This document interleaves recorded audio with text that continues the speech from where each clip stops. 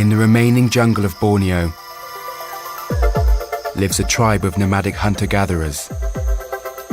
They're known for their survival skills and for the deadly poison they use on their blowpipe darts, the Panan.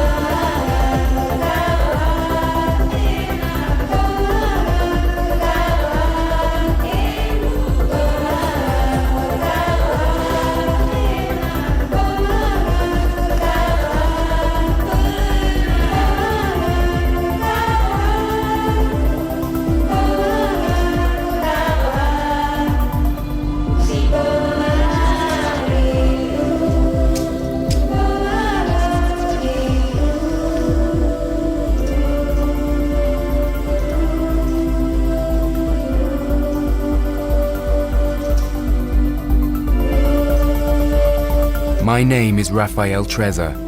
I'm a musician and filmmaker. I'm going to spend the next 3 months with the Panan tribe of Malaysia.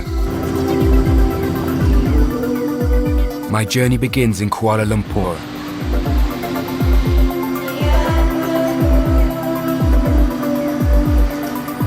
Then a flight to Borneo, the third largest island in the world, bigger than France or Texas. It's divided into 3 territories: Indonesian Kalimantan in the south, which means burning weather island, and Brunei and Malaysian Borneo in the north.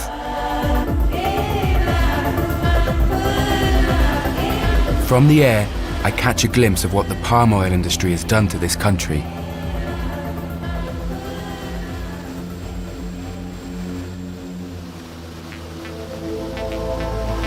I land in Sarawak, a Malaysian state that's seen massive deforestation.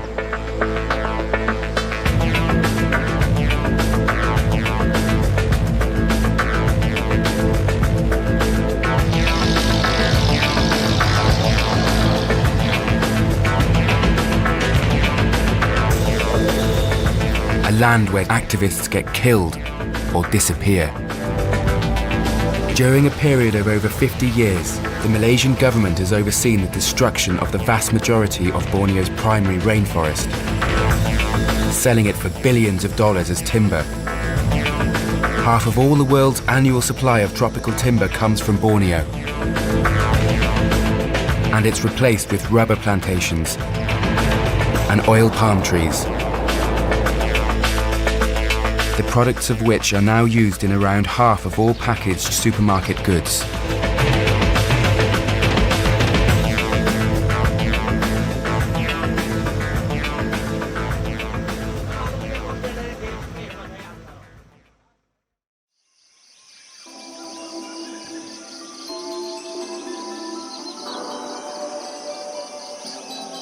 Very few national parks have been created in Sarawak to protect what is considered to be the oldest and most diverse ecosystem on Earth.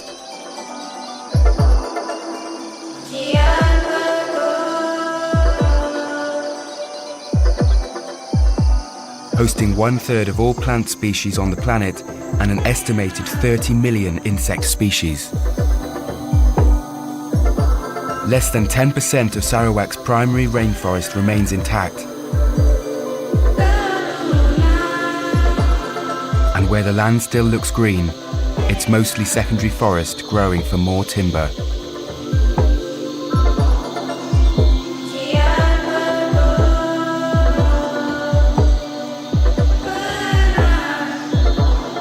The forest grows back so densely that it's no longer habitable for the biggest and most endangered species like the orangutan and sun bears.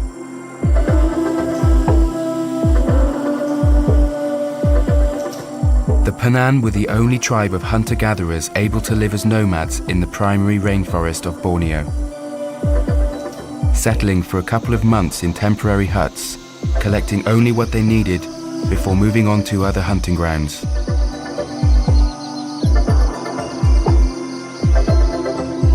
A peaceful, good-natured people, The 15,000 Penan who lived here didn't stand a chance against the powerful logging companies supported by a mafia state government. When they started blocking logging roads, many were arrested and even tortured. Most of them ended up in cities, forgetting their precious survival knowledge. Today, only a few families have kept their traditional way of life. But as crucial space is missing, they're forced to live part-time in camps and villages.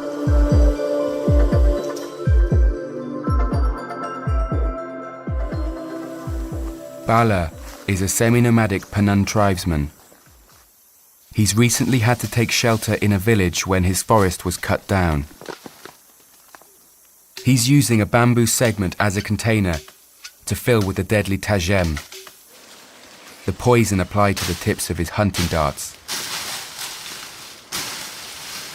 The tagem tree, or Antiaris toxicaria, grows up to 40 meters high. It's widespread all over South Asia and tropical Africa. In its raw form, the sap is deadly when it enters the bloodstream, causing lethal cardiac arrhythmia. But through a special refining process, the Penan make it even more powerful. It is then fatal in less than 2 minutes, depending on the size of the prey. It's ideal for hunting, as it doesn't contaminate the meat.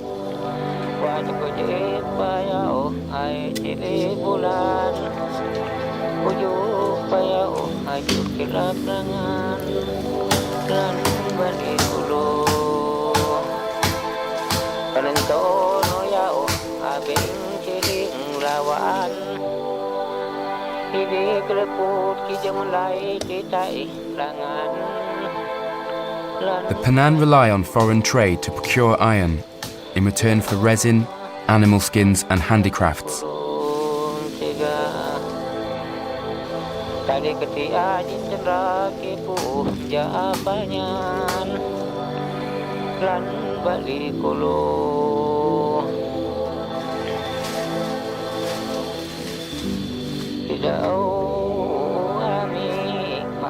Bala carefully cleans the residual deadly sap from his machete.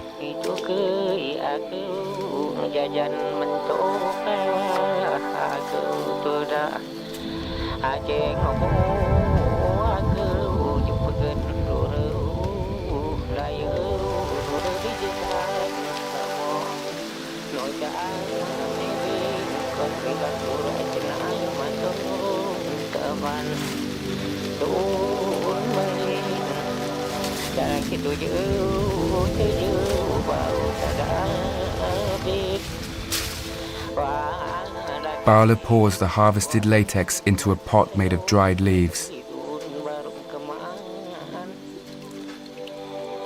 These pots are also made from green leaves for boiling water and cooking meat. He's careful to heat it at just the right distance from the flame to avoid boiling the sap. As night falls on the forest of Borneo, many species risk leaving the safety of their burrows.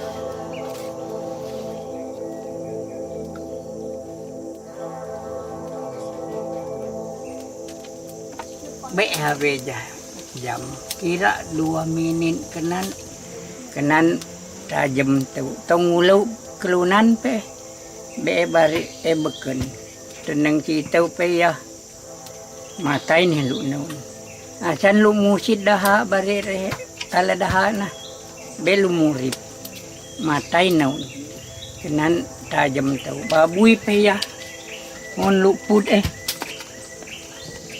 itu buat anak babuy. Itu kesik ni tahu. Pagak temen ni tahu awah. Tong babuy. Be murid. Matai. Makin lah. Una si tahu pe putui. Si tahu pe putui. Be have jam. Matai. Kira lemah minin awah. Tajam matai tu matai babuy no.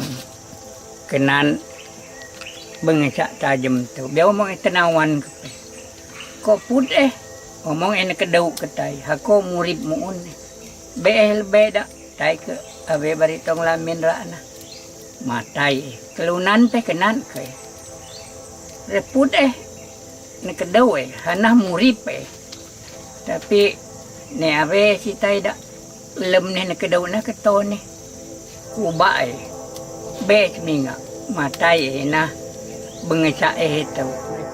make the poison even more powerful, the Penan follow a special recipe.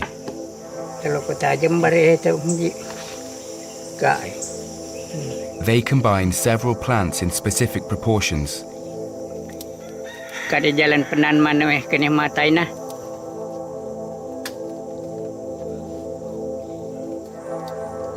The darts are then coated in the poisonous mixture, dried by the fire, and are ready to use. Richard is a sedentary Penan. He was born 10 years after his family was forced out of the jungle in the 90s. He works in a nearby national park. He's from one of the few villages that still has access to the untouched rainforest and reserve the right to practice traditional blowpipe hunting. He's joined by his cousin. They search for their favorite meat, the wild boar.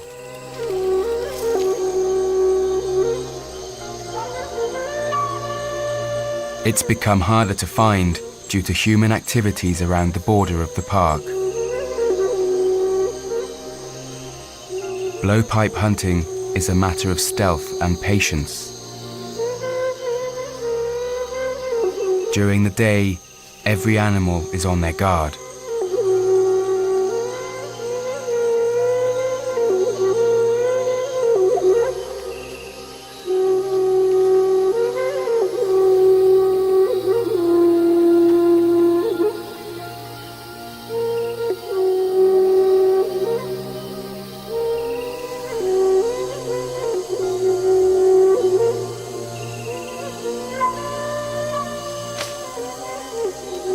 This squirrel got lucky.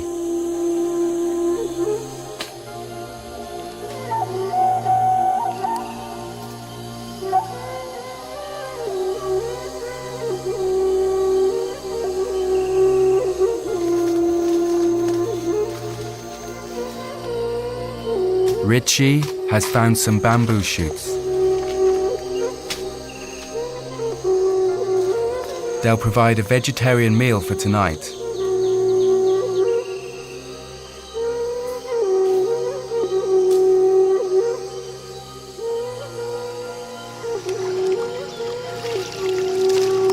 Later, they're boiled to clear the cyanide it naturally contains.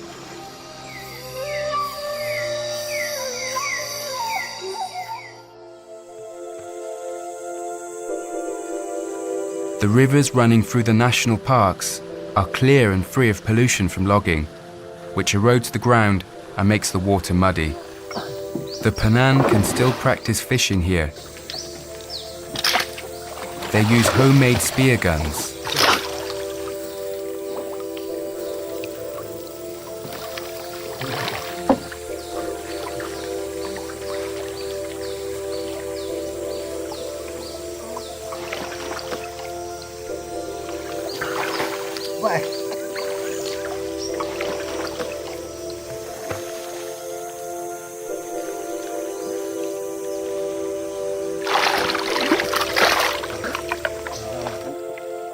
Tak uji tu sila apa? Itu jatuh sudah gempa.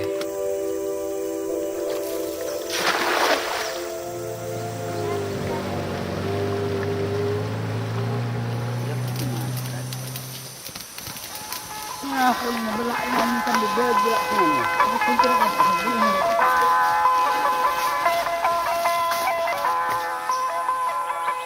They also fish in swamps using bread. It only takes 3 seconds to catch a fish.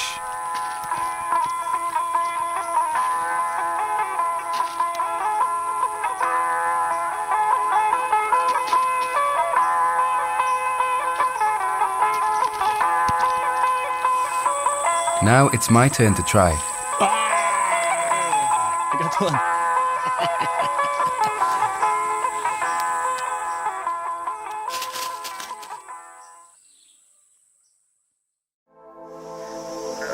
A few Penan families still live as semi-nomads in the remote jungle. Langub, a sedentary Penan, guides me to meet them.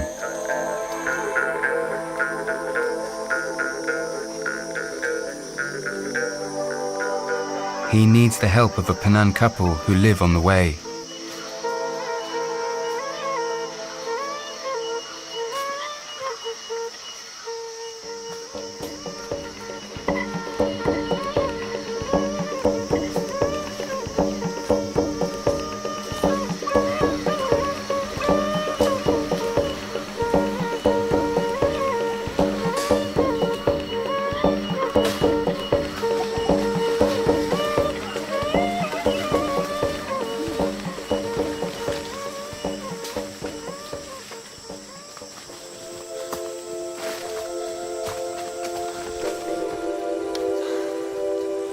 Nice to meet you. We arrive at a camp built with the help of some sedentary Penan to facilitate meetings between the nomads and their relatives who have left the forest. Saya lives here a couple of months a year. Nice to meet you. With his 2 sons, Tion and Ajay, his wife, and his 2 daughters. The Penan keep female names secret to outsiders, so they remain a mystery. For lunch, there's rice, turtle, and a mix of tapioca flour the Penan call naun, which tastes like water.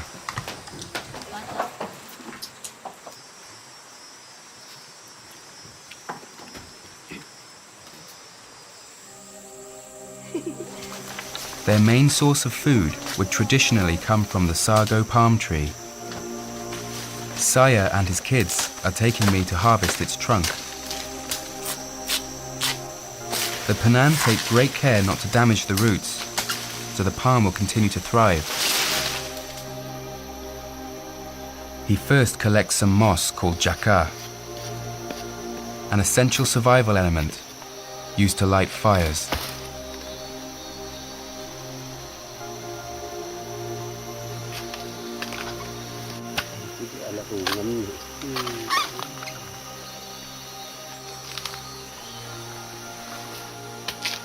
The palm heart is typically made into a nutritious, non-perishable flour, but it's also eaten raw.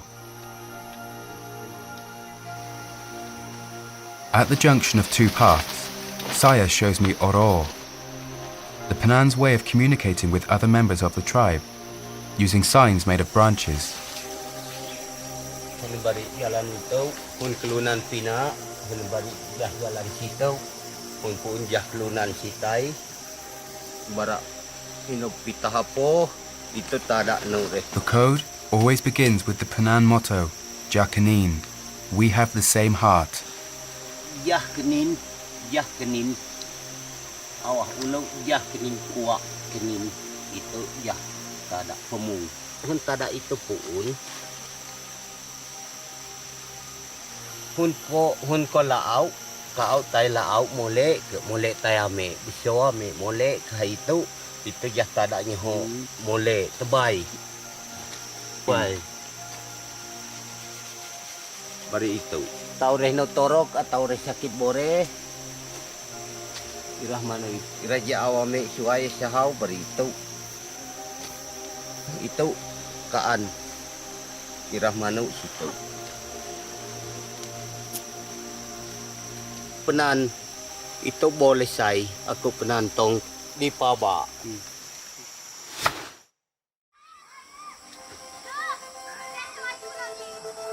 In the few villages bordering reserved areas, the Penan have been offered jobs in the national parks and are allowed to hunt in untouched regions of rainforest.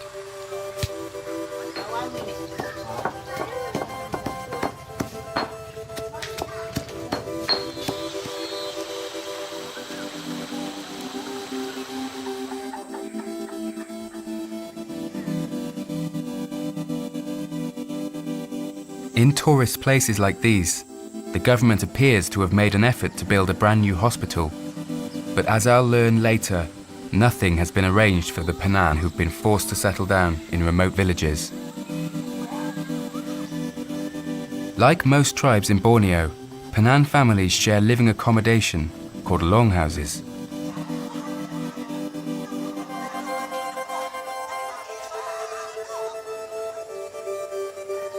Their woven craft is made of rattan, a vine that can reach a length of more than 200 meters and can be crushed to use as a natural toothbrush. It's now being replaced by plastic. The Penan used to be animist, worshipping the forest spirit called Balei.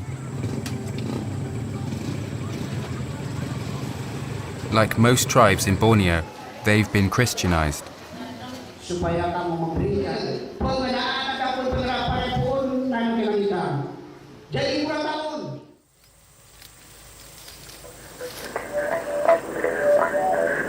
Nyapun was one of the first Penan chiefs to be forced to settle down. He says he's probably 89 years old. The Penan used to live in the present. The canopy would hide the sky so they couldn't count moon phases or years. He's gathering fern shoots and tapioca leaves for lunch.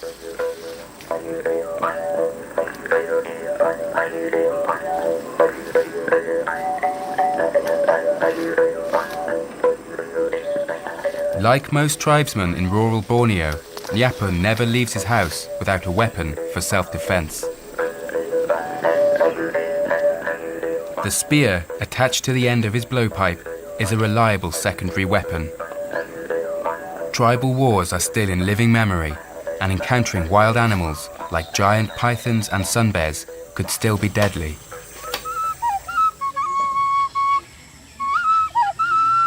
Nyapun's second wife plays nose flute.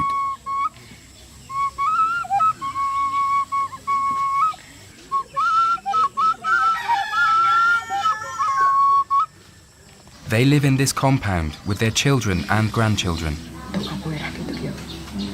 Lakukan dong. Jangan natokong ya.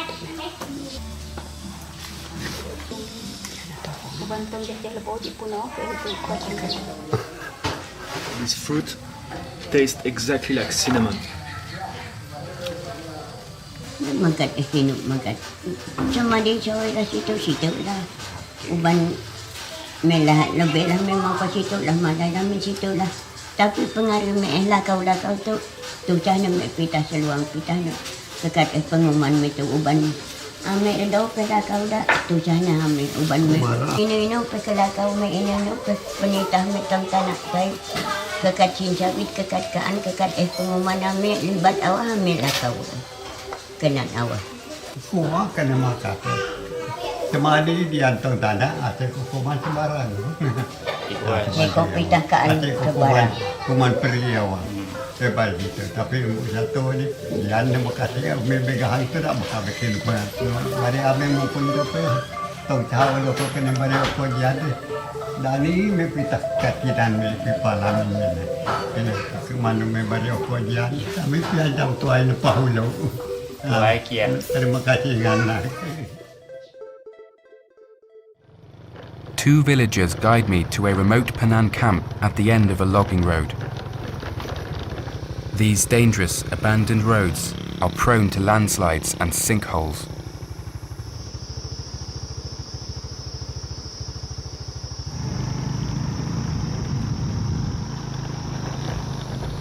A few pockets of primary rainforest were spared from the chainsaws.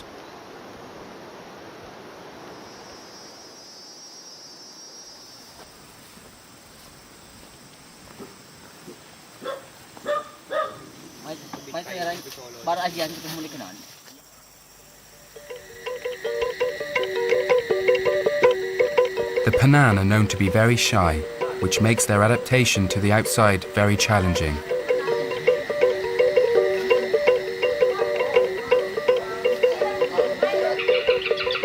The villagers have a hornbill as a pet.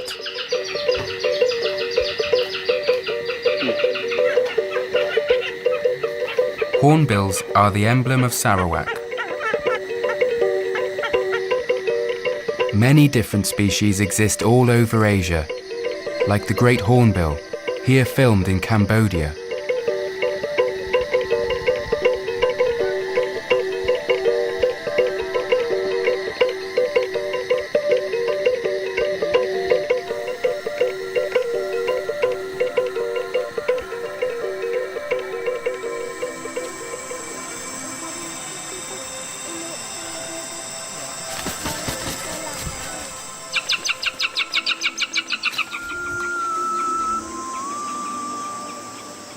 The older Penan folk suffer most from their lost nomadic lifestyle and struggle to adapt to life in the villages. Many suffer from depression or have lost their minds.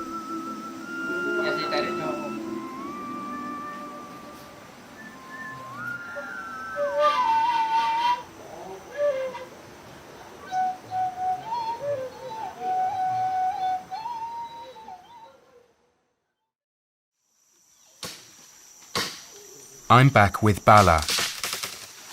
He shows me how to make Penan bark cloth. He cuts a beripun tree.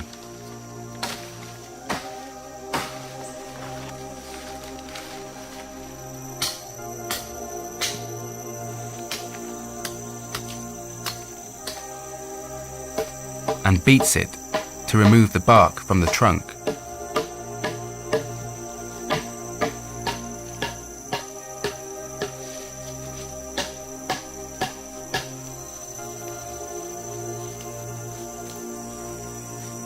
The Penan use over 1,500 names for plants. Most of them are used in their ethnobotany.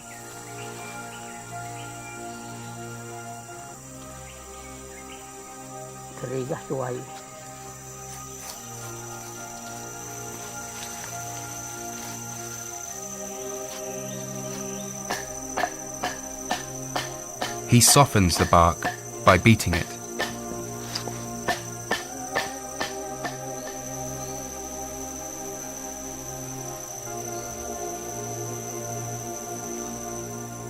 These were the traditional loincloths, until cotton replaced them.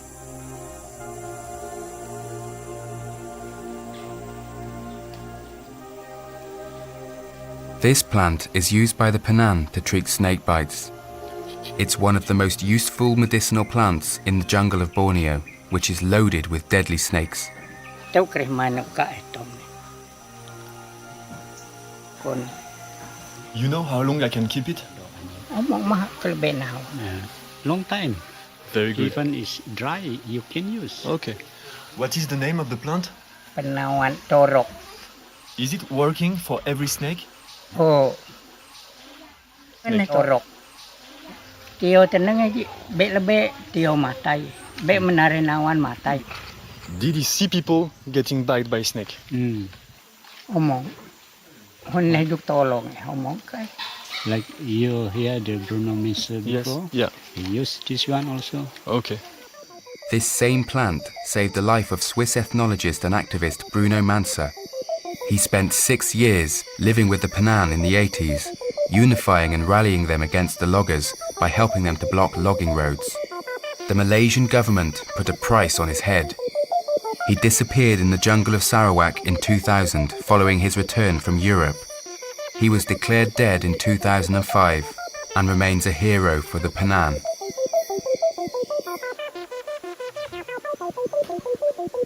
Though I hope I won't need it, I decide to take some for the rest of my trip. Thank you.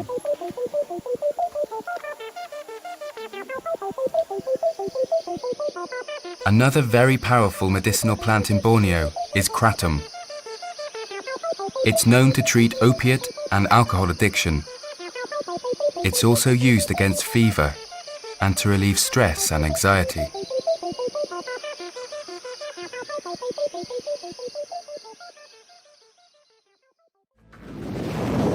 I now travel to the south of Sarawak, near the Indonesian border, to meet the Iban, who are known as the headhunters.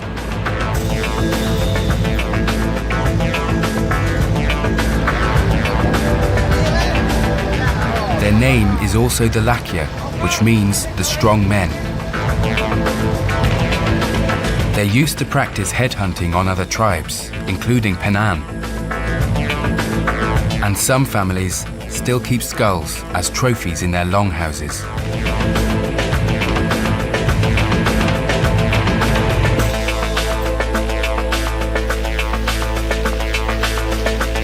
The Iban don't use blowpipes for hunting, opting for regular guns.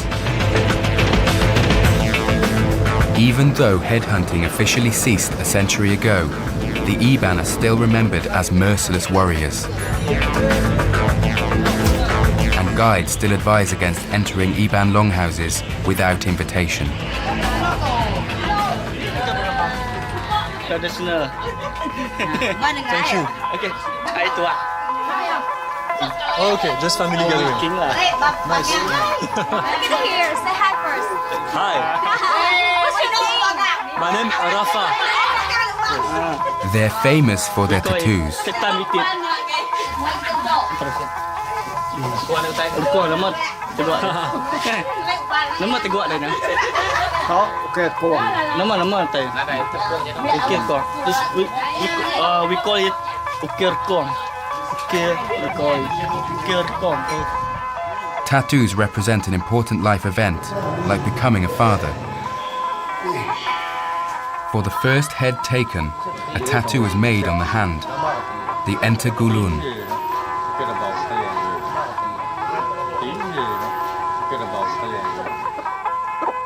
The Iban now mix their traditional tattoos with Western styles. And foreign travellers come to get Iban tattoos.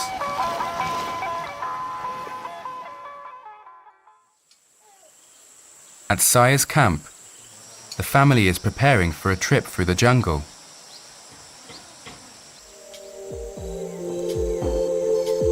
Saya's daughter is petting the family's monkey.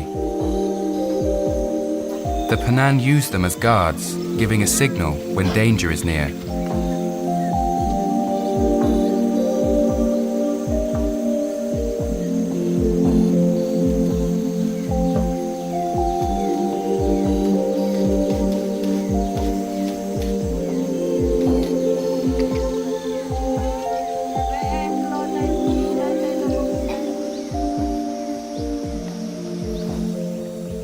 The family prepares to build a camp, en route to their next living place.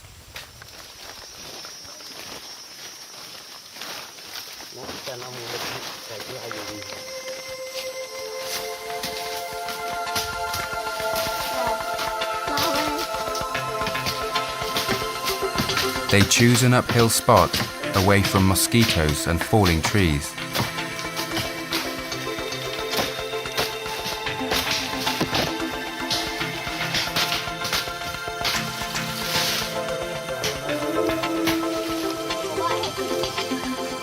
Under such changeable weather conditions, they must be able to build a rainproof shelter in under an hour.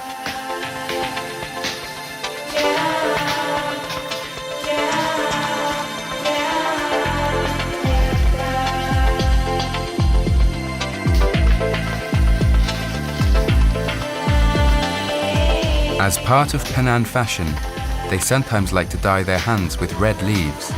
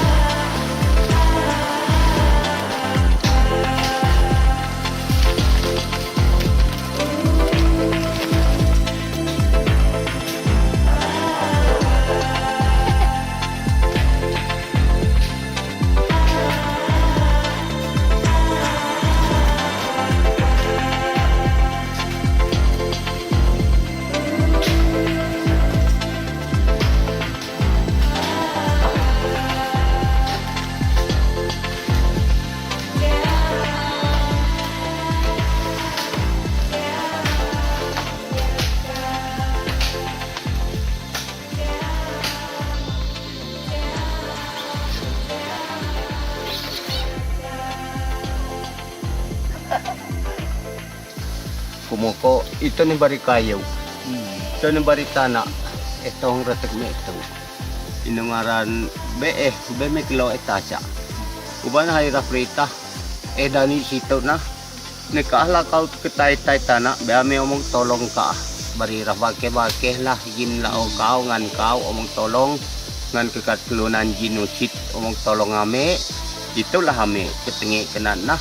Pohota nak tu jalan ame pitah kaan, pitah hapo, pitah kat kerja ame, kenan ame inahak dengan ko, kenan keninke. The family occasionally leave the forest to trade meat in the villages, but they're often isolated for months and must light their fires without using a lighter. With his knife, Saya strikes a firestone that he found in the river. Sparks fall on the moss, igniting it.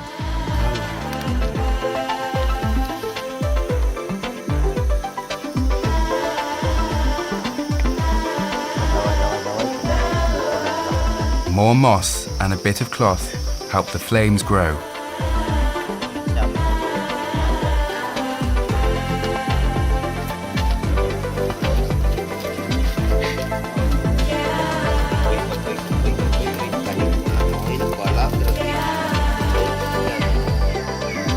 To illuminate the hut at night, the Penang use a plant candle made from the pod of a vine.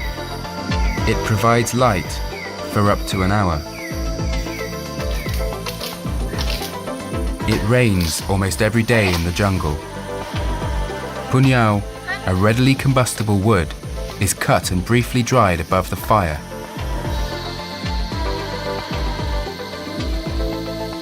Tion is making Penang forks, or atip, some versatile and effective cutlery, which are easy and fast to craft.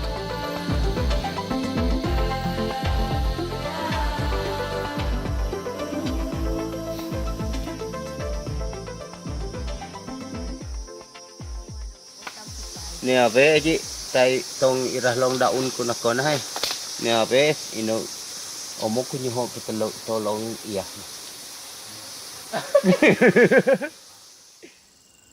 I leave the nomads to meet a displaced community at the center of Sarawak.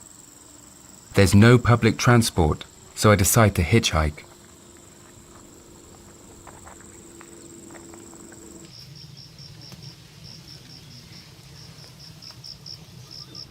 What do you transport? Diesel.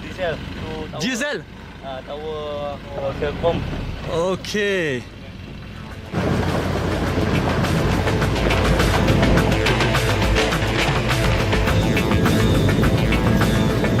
village is hours away from any other camp, and I'm traveling next to 2,000 litres of diesel.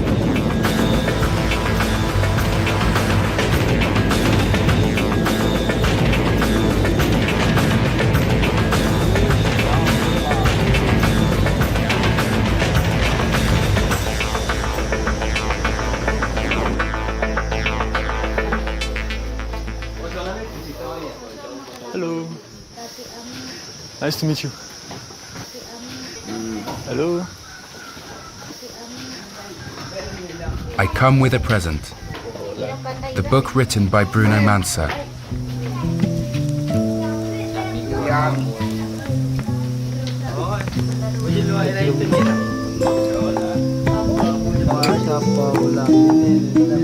They can't read it, but it contains many drawings of what are now rare animals and plants.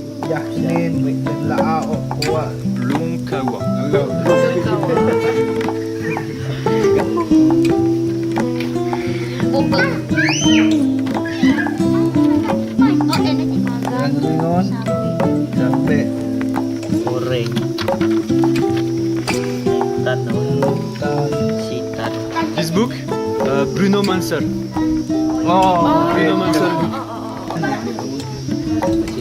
Ito, wala.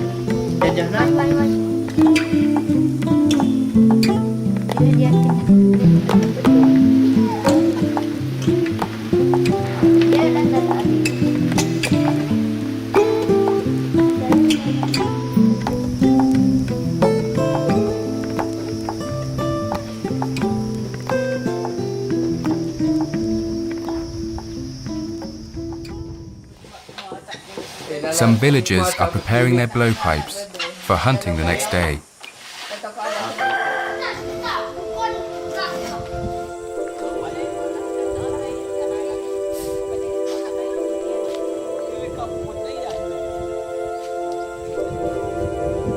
Penang blowpipes are crafted from ironwood, the hardest wood in the jungle.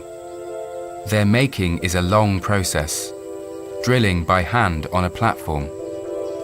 The use of wooden blowpipes only appeared in the middle of the 20th century, when the Penang acquired iron drills. They were previously made of bamboo.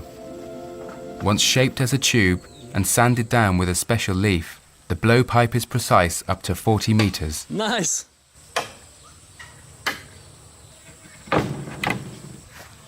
Nice job.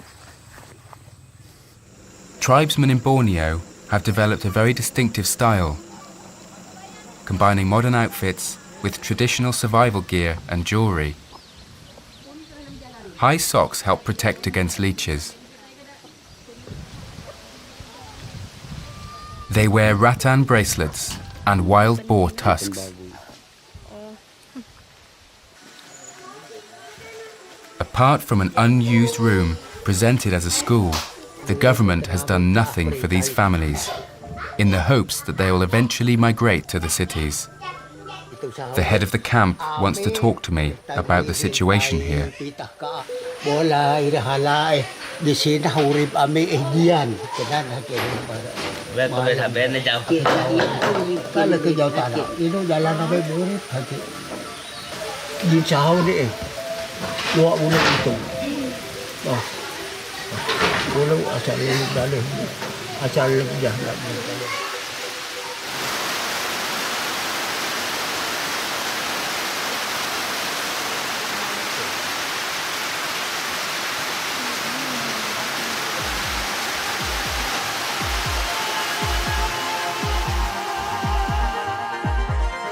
Sarawak is home to what was once thought to be the largest cave on Earth, until one bigger was recently discovered in Vietnam.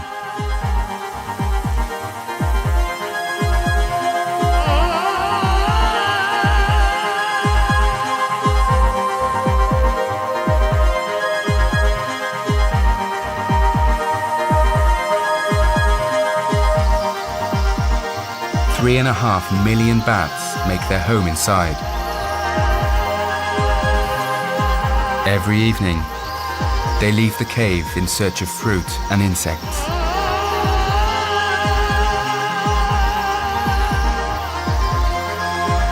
they form swarms to confuse predators like eagles.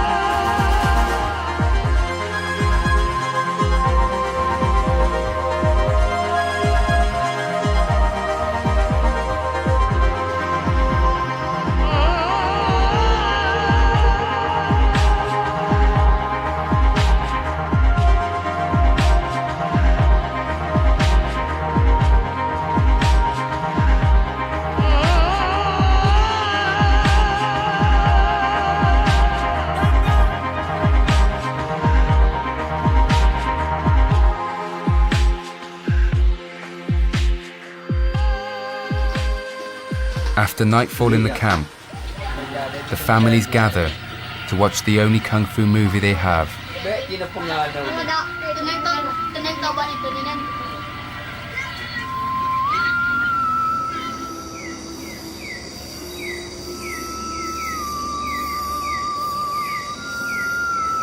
This giant cicada is one of 1,000 different cicada species in Borneo.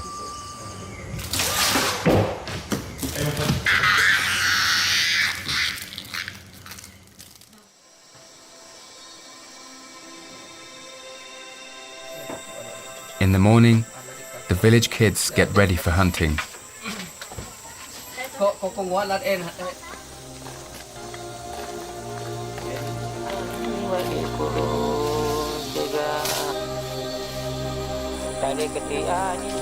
Leah, Asik, and their little brothers Jung and Joachim find a thorny palm, whose soft heart is used for the dart's fletching. Without this crucial element, their entire survival in the jungle would be jeopardized. The plug is carved to the right width using a wooden guide.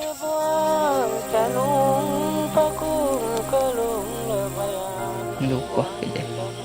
Teneng hari. Oh, hari bebe boleh pasik ikat. Mana boleh pasik.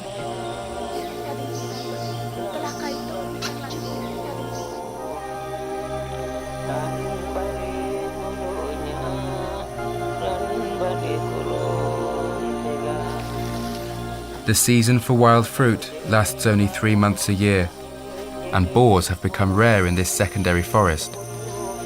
As a result, the Penan are forced to rely on supplementary foods, like birds and pygmy squirrels.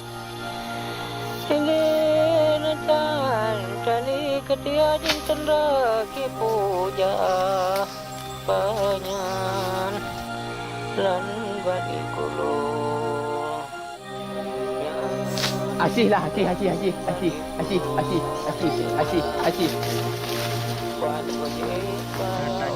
Using the poison, small prey dies instantly. Tajam.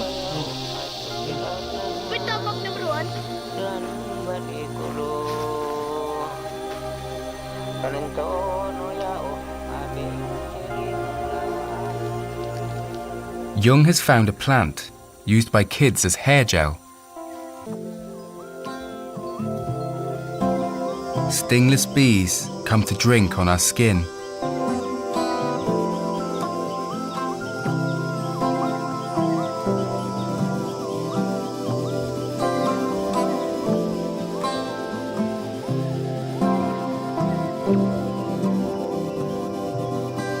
Giant wild bees also make swarms on the remaining tall trees.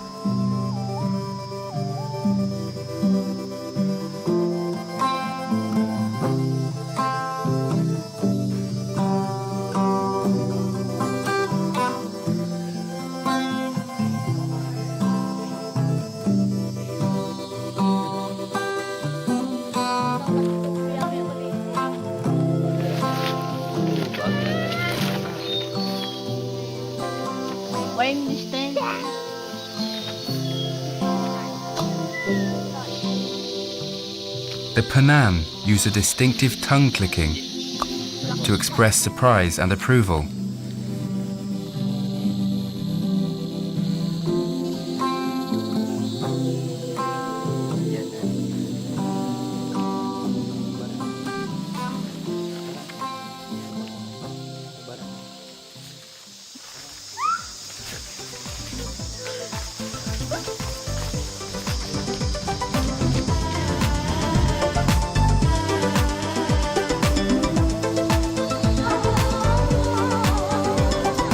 it is time for me to leave the Penang.